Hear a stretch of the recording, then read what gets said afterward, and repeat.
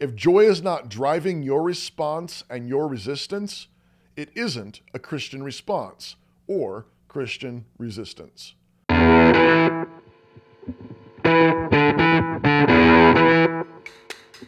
Jesus said, "Blessed are you when men shall revile you and persecute you, and shall say all manner of evil against you falsely for my sake.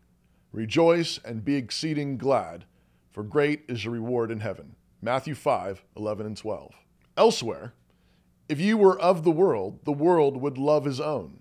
But because ye are not of the world, but I have chosen you out of the world, therefore the world hateth you." John 15, verse 19. Jesus said that we should expect to be hated by the world. And he said, when the world shows that hate through reviling, smearing, slandering, and lying their heads off, our response must be first and foremost rejoicing. There may be other responses to take as well.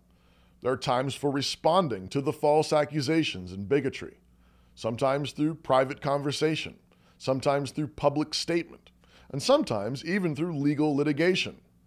But the foundational tone prior to any response must be joy. Jesus says that it is a blessing to be reviled and persecuted. And he says that we should rejoice, not because we take some kind of masochistic delight in being mistreated. No. Jesus says we are to rejoice and be exceeding glad because great is our reward in heaven. When you're training for a competition or a fight, you do not rejoice in the pain of training simply for the pain itself. You rejoice in the pain because you know what it's for. It's preparing you for glory. The Bible says that this is true of all hardship in this life. These light afflictions are working for us an eternal weight of glory. 2 Corinthians 4:17. Again, this doesn't mean we do not sometimes have work to do to defend what God has entrusted to us, but we must care and defend obediently. And the central characteristic that we are commanded to take up is joy. If joy is not driving your response and your resistance, it isn't a Christian response or Christian resistance. Joy is what allows us to walk away whistling, and joy is what allows us to see the appropriate response. We must not be fearful or wrathful.